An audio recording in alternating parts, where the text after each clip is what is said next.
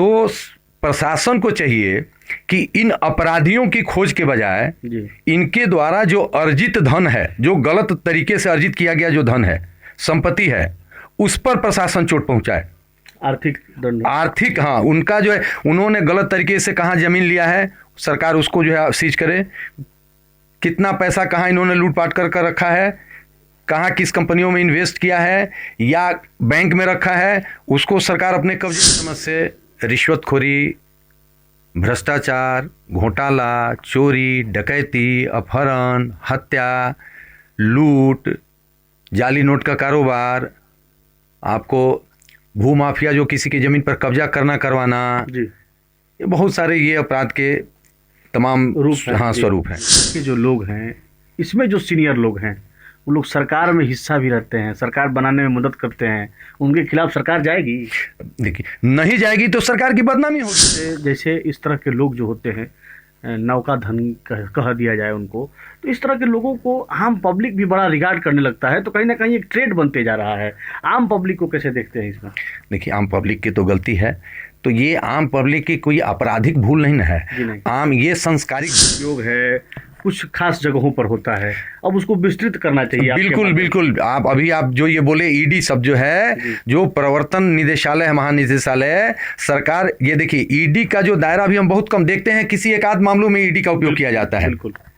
सरकार यदि ईडी का दायरा बढ़ा दे, हर जिले में, हर थाने में चिन्हित करे कि कौन कौन शॉर्टकट रूप से धनवान हो। नमस्कार, ग्राउंड जीरो से मैं मनीष ऋषि और कैमरा स्क्रीन पर जिन्हें आप देख रहे हैं वरिष्ठ पत्रकार विजय तिवारी परिचय हुआ। सबसे पहले स्वागत है सर चैनल। धन्यवाद। गोपालगंज जिले में अपराध लगातार बढ़ ही रहा है, घटने का नाम नहीं ले रहा है। और एक समय में जैसे सिवान को बहुत आपराधिक जिला माना जाता था, और पिछले समयों में चाहे वर्तमान में देखा जाए तो गोपालगंज बड़ा आपराधिक जिला के रूप में इसका नाम चल रहा है। आस पड़ोस के जो जिला के लोग हैं इस मामले पर तंज कसते हैं, कैसे देखते हैं इसको? मनीष जी, ये आपका कहना सही है कि इधर कुछ दिनों से, कुछ सालों से गोपालगंज में अपराध बढ़ा है जी। लेकिन आप अपराध को सिर्फ हत्या और लूट और रंगदारी से तक ही सीमित करते हैं तो मैं इसे नहीं मानता। अपराध के तमाम रंग और रूप हैं। मेरे समझ से रिश्वतखोरी, भ्रष्टाचार, घोटाला, चोरी, डकैती, अपहरण, हत्या, लूट, जाली नोट का कारोबार, आपको भू माफिया जो किसी की जमीन पर कब्जा करवाना, ये बहुत सारे ये अपराध के तमाम स्वरूप हैं। और ये सारे अपराध जो है किस लिए किए जाते हैं? तो पैसे के लिए, संपत्ति के लिए, धनी होने के लिए। रातों रात धनी होने के लिए शॉर्टकट रूप से जो धनवान होना चाहता है वही इस तरीके का अपराध करता है।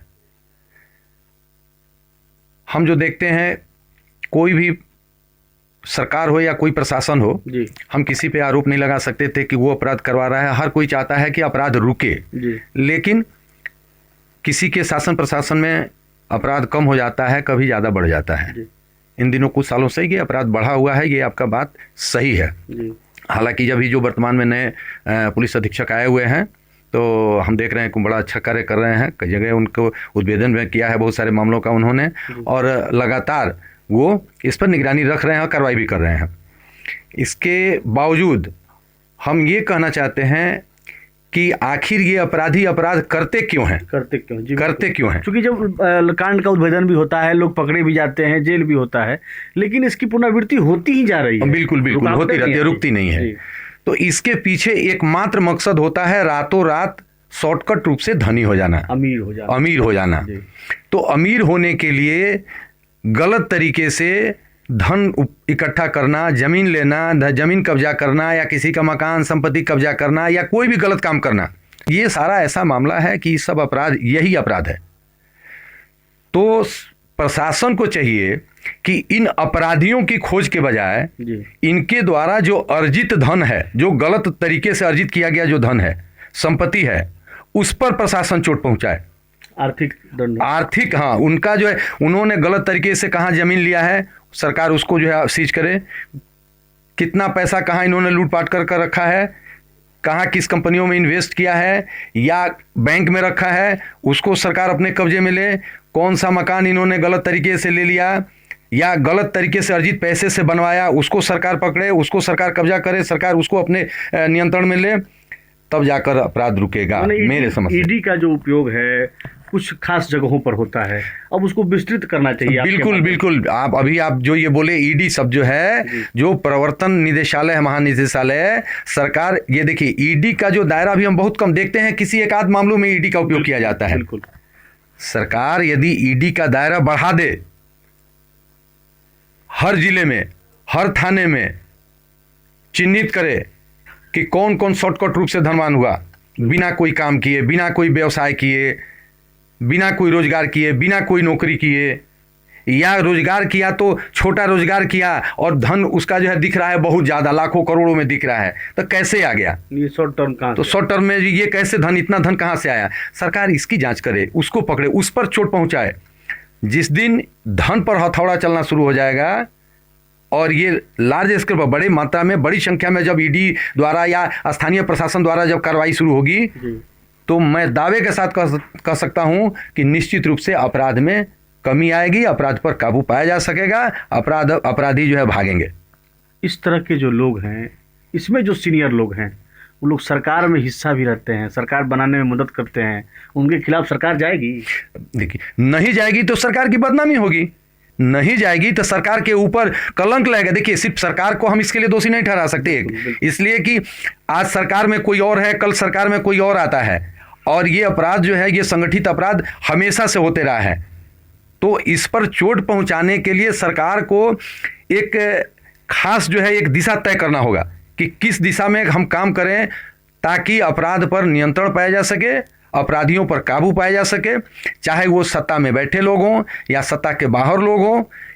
ये बात सही है कि सरकार कई मामलों में ऐसे लोगों को भी जो है अपना प्रतिनिधि बना देती है या उनको जो है अपना प्रतिनिधि बनाने के लिए जो है मैदान में भेज देती है, टिकट दे देती, जो ऐसा गलत काम करते हैं।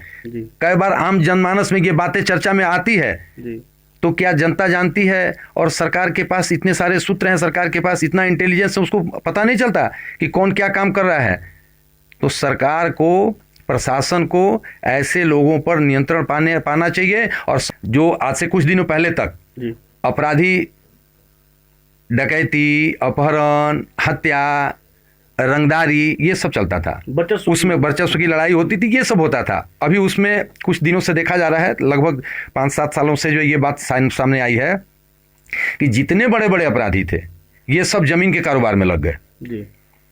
ये सब जमीन के कारोबार में लग गए, गलत तरीके से लोगों का जमीन कब्जा करने लगे, भूमाफिया हो गए। तो सरकार को ऐसे माफियाओं के खिलाफ इनको चिन्हित कर कार्रवाई करनी चाहिए। बिल्कुल, सरकार को तो पता है ना कि कौन किसका धन कहाँ से आ रहा है। आप कोई काम नहीं कर रहे हैं और आपके पास बहुत बड़ा व्यवसाय हो गया, बहुत ज़्यादा पैसा हो गया, तो बिना व्यवसाय का पैसा कहाँ से आया? बिना व्यवसाय का आप जो है कैसे जो है करोड़ों और अरबों रुपये खड़े कर लिए? बिल्कुल। तो सरकार कहीं ना कहीं इस मामले में उदासीन रहती है या सरकार का ध्यान वहाँ तक नहीं पहुँच पाता है। लेकिन इस बात को मैं नहीं मानता कि सरकार वहाँ तक न पहुँच पाए, क्योंकि ये जब आम जनता देखती है तो सरकार कैसे नहीं देख पाएगी, प्रशासन को कैसे नज़र नहीं आएगा, ये बात मेरे समझ से ये बाहर की बात है।